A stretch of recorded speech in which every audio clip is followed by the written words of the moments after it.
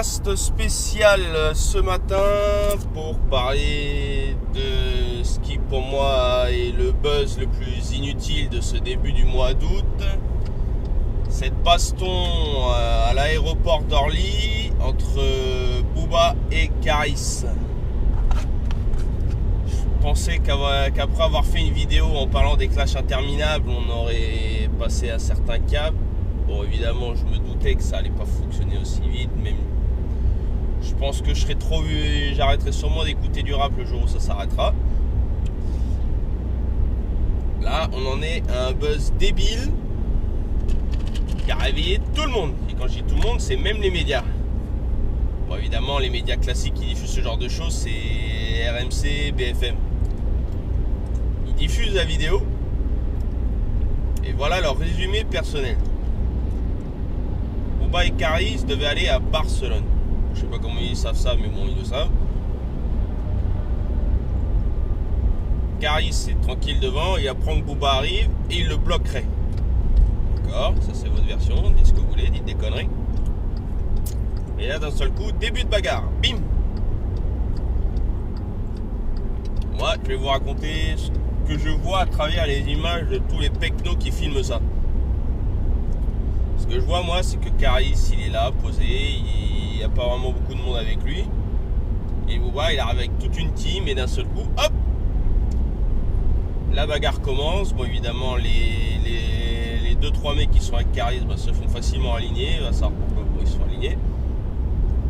Et Caris il est carrément encerclé.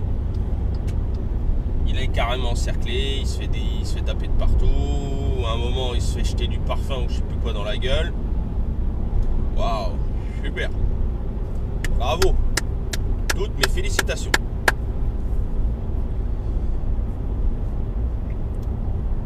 On assiste à ce spectacle débile qui plaît à tous les gros débiles qui matent que ça sur internet, qui attendent des clashs et des bagarres. Là, il y a un beau spectacle, tout le monde est content. C'est clair qu'on peut en profiter. Pourquoi en arriver à faire ça ? Qu'on nous fasse croire ce qu'on veut, mais combien de chances il y avait pour qu'ils se croisent réellement ? Combien il y avait de chances pour que ce genre de choses arrive dans une gare ? Bon, après vous allez me dire, ouais, mais il y a l'histoire de Miami avec la fouine, quand ils se sont retrouvés comme par hasard, ils habitent dans le même hôtel ou je sais pas quoi. Alors, dans ce cas, moi je vais vous poser une question, et là c'est par rapport à la débilité que RMC a sorti ce matin. Quand ils disent que Caris s'est mis devant exprès pour empêcher Booba de passer. C'est-à-dire que Dixon, quand il s'est fait choper par Booba dans la salle de sport, il était devant exprès pour emmerder Booba et il a tout fait pour finir par terre à se prendre des nions, c'est ça ? Non, c'est vrai, je vous pose la question parce que là, il faut me répondre à ce niveau-là. Vous voyez que je vous dise, la seule chose qui m'énerve, c'est d'en arriver à faire un podcast sur ça. Alors qu'en vrai, il n'y a pas d'utilité. Moi, tout ce que je vois, c'est qu'il y a des petits cons qui partagent ça et qui sont tout heureux de partager cette merde. Ça avance à quoi ? Ça va aider à faire quoi ? Tout ce qu'on va voir à un côté, c'est quelques mecs pour Caris ou des mecs qui vont faire un revirement de situation. C'est comme ils ont vu Caris se prendre une tôle, ils vont dire « Ah bah laisse tomber, en fait Caris c'est une merde, on va voter Booba ». Je vais vous dire, pour moi personnellement, cette histoire de bagarre, elle me sert à rien. Moi je sais que je vais écouter Caris et Booba et Dieu est témoin que Booba pour moi c'est l'histoire ancienne niveau musical et que Caris niveau musical, moi je dis clairement il le bat largement, c'est une certitude. Caris bat Booba, l'élève a battu le maître, j'y suis sûr. Pour moi. Maintenant je le dis, on s'en fout de ça. Une bagarre, ça sert à quoi ? Vous étiez là, vous avez fait la bagarre avec eux, vous pouvez juger de ce qui s'est passé ? Non. Alors franchement, fermez tous vos grandes gueules et mêlez-vous de ce qui vous regarde. Parce que je vois pas l'intérêt de donner autant de buzz à une baston de rappeurs. Non, sérieux, je vois pas l'utilité. Ce sont les buzz les plus inutiles. du monde. C'est les batailles d'ego. Bah, on sait que c'est des batailles d'ego.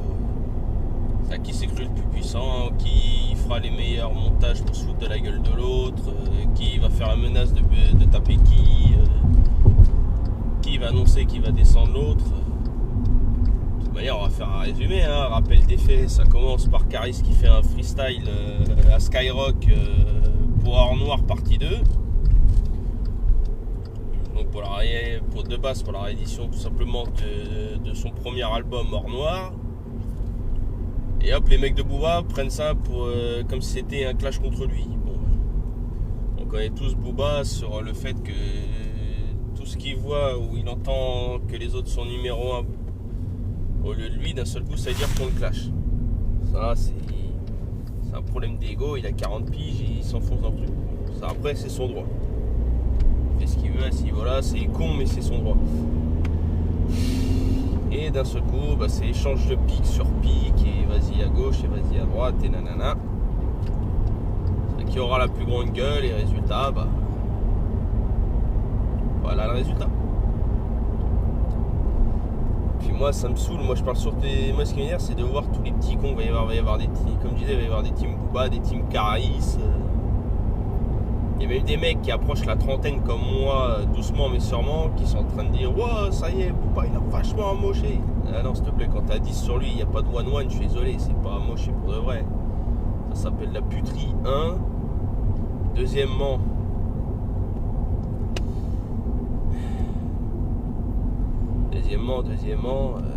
ça apporte quoi de savoir que Booba a affiché Caris?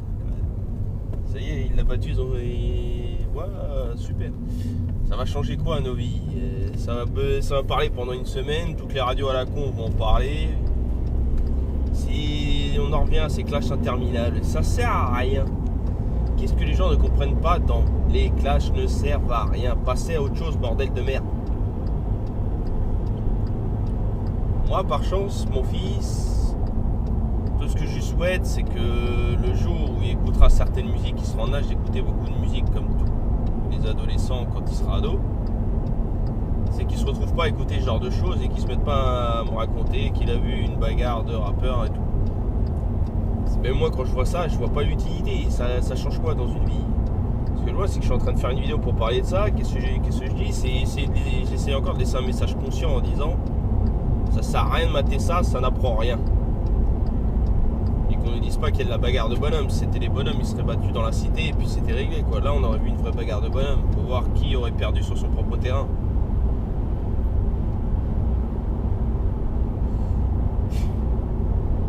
Résultat des courses, ils sont en garde à vue. Waouh, c'est clair qu'elle est belle l'image du rap. Waouh, les rappeurs en garde à vue. Vous voulez comme exemple? Allez-y. Je vous en prie, faites tout comme. Après, moi ce qui me fait chier, moi ce que je trouve con, c'est qu'en plus Booba c'est le roi pour se retrouver dans ces situations. Contre la Fouine à Miami, il y a eu contre Dame 16 dans le 9-2 quand Dame 16 finit par récupérer sa ceinture et lui fracasser le crâne. Et puis cette histoire. Là il est en guerre dernièrement contre Maître Gims. Il va faire quoi? Pareil, dernièrement le truc le plus drôle qu'il ait fait, c'est poster une photo de Maître Gims sur internet sans lunettes. Vous tapez Maître Gims sans lunettes sur Google, vous le trouvez. Bonjour la vengeance, je suis désolé. Arrêtez de nous prendre pour des cons. Non, moi je trouve ça lamentable et je trouve que c'est con qu'on en arrive à relayer ce genre d'informations. C'est même pas des vraies informations, c'est bienvenue à Gogol City qui va suivre ce truc et qui va faire tourner pour créer des bagarres avec d'autres à l'école, quoi. Enfin voilà, fallait que j'ai décidé d'en parler mais sans réelle envie. J'avais juste envie de donner mon avis et si possible de conseiller aux jeunes qui regardent ce genre de merde de pas s'y intéresser toute la semaine, quoi, parce qu'autrement à part créer des tensions chez soi, à l'extérieur ou autre, je vois pas l'utilité, quoi. C'est la news la plus débile du monde, on va en entendre parler comme l'affaire du magasin Uncut avec les mecs de Rof qui ont tabassé ce pauvre vendeur, qui est un pauvre gamin qui avait rien fait. Voilà. Bon, sur ce, n'oubliez pas de lâcher un pouce bleu positif si vous êtes d'accord avec ce que je dis, un négatif si vous êtes contre moi. Laissez des coms, n'hésitez pas, on s'en fout. Soyez d'accord avec moi ou pas d'accord. Justement, moi j'aime bien quand on n'est pas d'accord avec moi. J'ai bien eu un désaccord avec un Marc-André dernièrement sur un autre podcast, sur mon dernier podcast sur OCDC, on s'en fout de ça, sur l'histoire Marie Laguerre. Enfin bref. Donc merci à ceux qui l'ont regardé là, qui vont le regarder plus tard, ceux qui le regarderont sur YouTube quand j'aurai posté. Et n'oubliez pas les hashtags, votez au CFDC Rap Musique, écoutez de la bonne musique et s'il vous plaît ne prenez pas attention à ces trucs là, au contraire soyez plutôt du côté de ceux qui se battent pour que ce genre de clash ne serve à rien et qu'on puisse enfin passer à autre chose, parce que personnellement moi je trouve que ça nous fait perdre du temps et puis c'est pour que ça finisse en une des journaux. Mieux vaut que vous passiez en une des journaux comme ceux qu'on appelle les rappeurs gentils entre guillemets et faites du buzz comme ça marchera mieux. Donc voilà, sur ce j'espère vous retrouver très vite et donc bonne journée à tous et on se retrouve bientôt pour des prochains podcasts. Tchuss!